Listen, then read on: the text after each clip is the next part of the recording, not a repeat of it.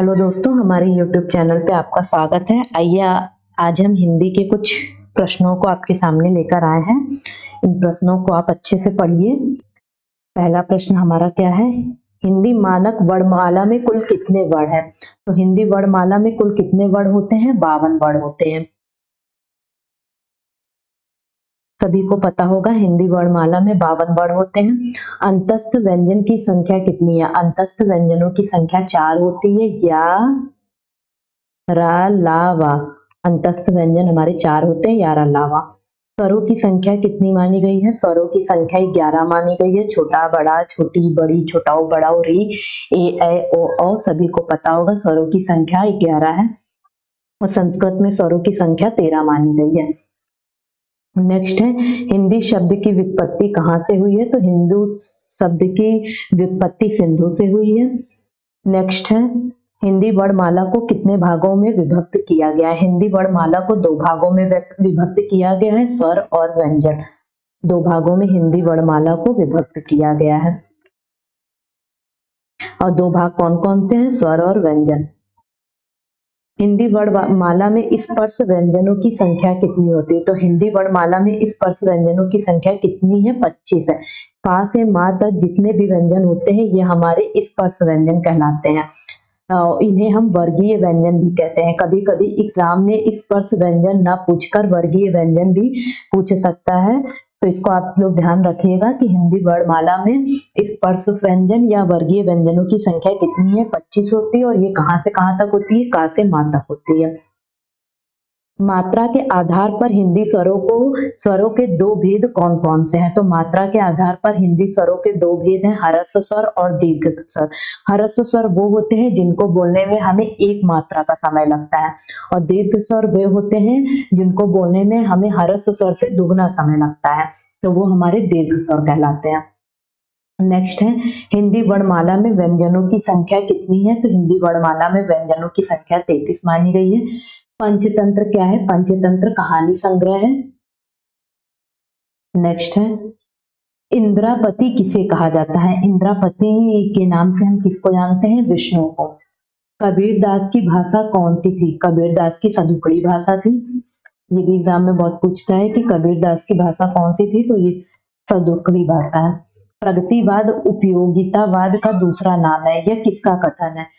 कहा गया है कि प्रगतिवाद उपयोगितावाद का दूसरा नाम है। मतलब उपयोगितावाद को प्रगतिवाद के नाम से भी जाना जाता है। यह किसने कहा है? तो ये रामविलास शर्मा ने कहा है। नेक्स्ट है रामचरितमानस में कुल कितने कांड है? तो रामचरितमानस में कुल 7 कांड है, सभी को पता होगा। नेक्स्ट है हिंदी साहित्य के इतिहास के रचयिता है। हिंदी साहित्य के इतिहास के रचयिता कौन है? आचार्य रामचंद्र शुक्ल हैं। नेक्स्ट है कलम का जादूगर किसे कहा जाता है? कलम का जादूगर किसे कहा जाता है? तो रामवृक्ष बेनीपुरी को कहा जाता है कलम का जादूगर। गीत गोविंद किस भाषा में लिखा गया है? गीत गोविंद किस भाषा में लिखा गया है? ये संस्कृत भाषा में लिखा गया है। नेक्स्ट है किसे लोक नायक कहा जाता है? लोक नायक के नाम से हम किसे जानते हैं? तुलसीदास जी को। तुलसीदास जी को लोक नायक कहा जाता है। नेक्स्ट है विद्यापति की प्रसिद्ध रचना पद्मावली किस भाषा में लिखी गई है? पद्मावली किस भाषा में है? मैथिली भाषा में लिखी गई है। जाटू किस बोली का उपनाम है? तो बांगरू बोली का उपनाम क्या है? जाटू है।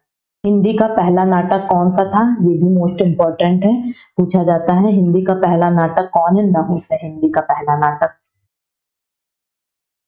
नेक्स्ट है रामायण महाभारत आदि ग्रंथ कौन सी भाषा में लिखे गए हैं? तो रामायण महाभारत ये जितने भी ग्रंथ है ये आर्य भाषा में लिखे गए हैं।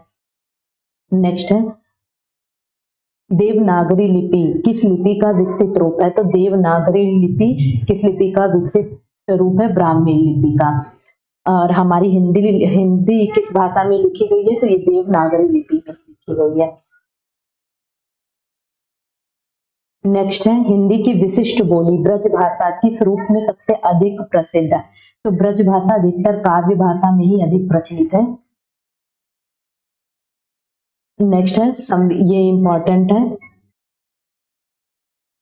संविधान की 8वीं अनुसूची में उल्लेखित भारतीय भाषाओं की संख्या कितनी है? तो संविधान की 8वीं अनुसूची में जो हमारी भारतीय भाषा है वो कितनी है? 22 है। कभी कभी ये भी पूछा जाता है कि हमारी जो 22 भाषाएं हैं वो संविधान की किस सूची में है? तो 8वीं अनुसूची में है। तो क्वेश्चन किसी भी तरह घुमा के पूछ सकता है, तो आपको दोनों चीजें याद रखनी है। नेक्स्ट है, वर्तमान हिंदी का प्रचलित रूप कैसा है? वर्तमान हिंदी का प्रचलित रूप कैसा है? खड़ी बोली है। हिंदी साहित्य सम्मेलन प्रयाग की स्थापना कब हुई थी? ये भी इंपॉर्टेंट है। हिंदी साहित्य सम्मेलन प्रयाग की स्थापना कब हुई थी? 1910 में हुई थी। देखिए फिर से ये रिपीटेड क्वेश्चन आ गया है कि संविधान की 8वीं अनुसूची में उल्लेखित भारतीय भाषाओं की संख्या कितनी है? 22 है। नेक्स्ट क्वेश्चन है, बोलने वालों की संख्या की दृष्टि से हिंदी का विश्व में कौन सा स्थान है? तो हिंदी का विश्व में 3रा स्थान है बोलने वालों की संख्या से। नेक्स्ट है, हिंदी भाषा का संबंध किस लिपि से है? देखिए हमने आपको बताया था कि हिंदी भाषा का संबंध हमारा देवनागरी लिपि से है। ये भी इंपॉर्टेंट है, मोस्ट इंपॉर्टेंट क्वेश्चन है कि हिंदी भाषा का संबंध किस लिपि से है? देवनागरी लिपि से है। नेक्स्ट है, भाषा को मोटे रूप में कितने भागों में बांटा गया है? तो भाषा को हम 2 भागों में बांटते हैं, एक लिखित भाषा होती है, एक मौखिक भाषा होती है। लिखित भाषा वो होती है जिसको हम लिखकर व्यक्त करते हैं, मौखिक भाषा वो होती है जिसे हम बोलकर या मौखिक रूप से आदान प्रदान करते हैं, उसे मौखिक भाषा कहते हैं।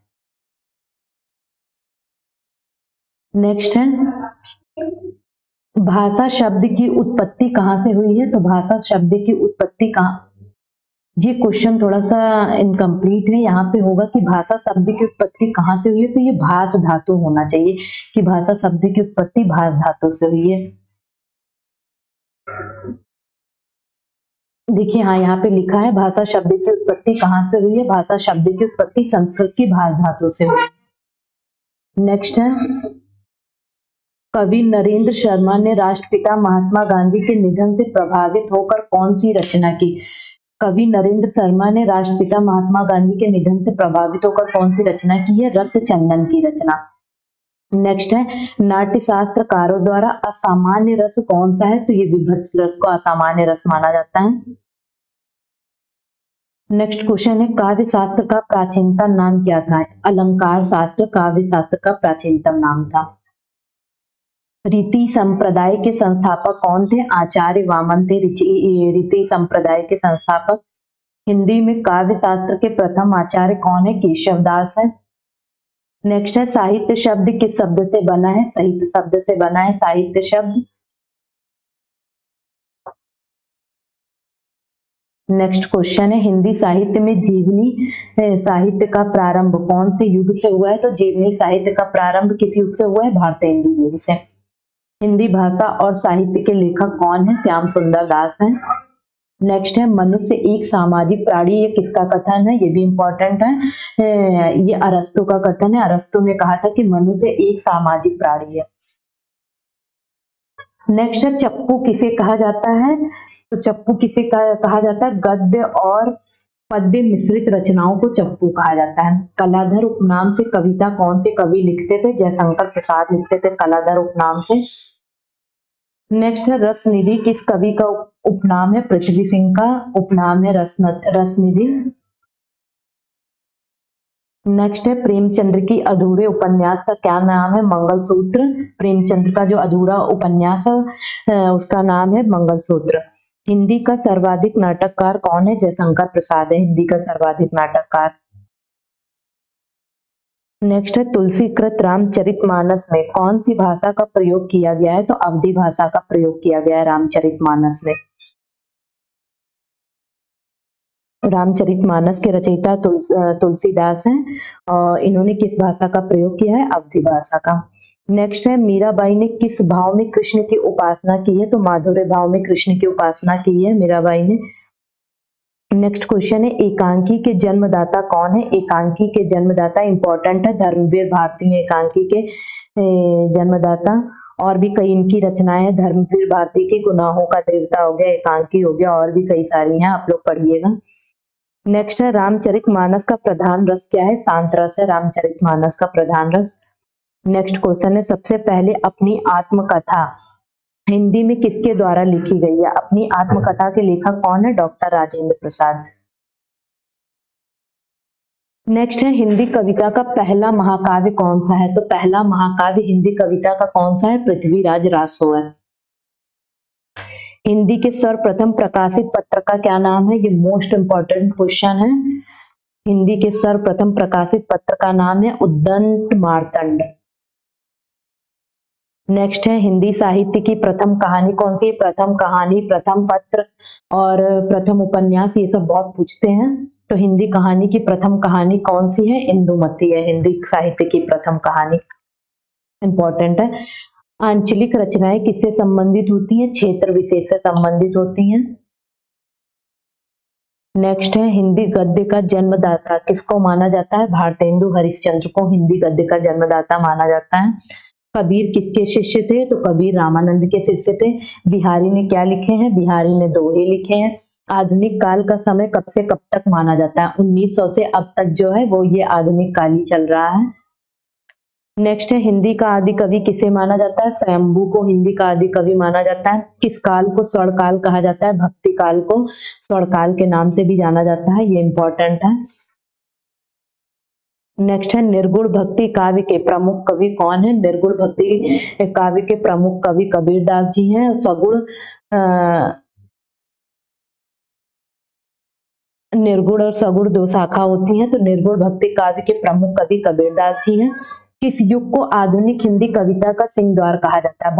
भारतेंदु युग को आधुनिक हिंदी कविता का सिंहद्वार कहा जाता है। अन्वय में कौन सी संधि है? यहाँ गुण संधि लिखा हुआ है, ये गलत है। अन्वय में क्या होती है? यड़ संधि है। अन्वय में गुण संधि नहीं है, अन्वय में यड़ संधि है। और अन्वय का संधि विच्छेद क्या होगा? अनु प्लस ए, अन्वय का संधि विच्छेद है। यहाँ पे अनु में क्या है? इसका जब हमारा किसी भी शब्द के अंत में कोई भी व्यंजन जैसे छोटा हो बड़ा हो ये सब आता है और उसके अगले पद में कोई भी स्वर आता है तो वो क्या होता है कि वा में चेंज हो जाता है।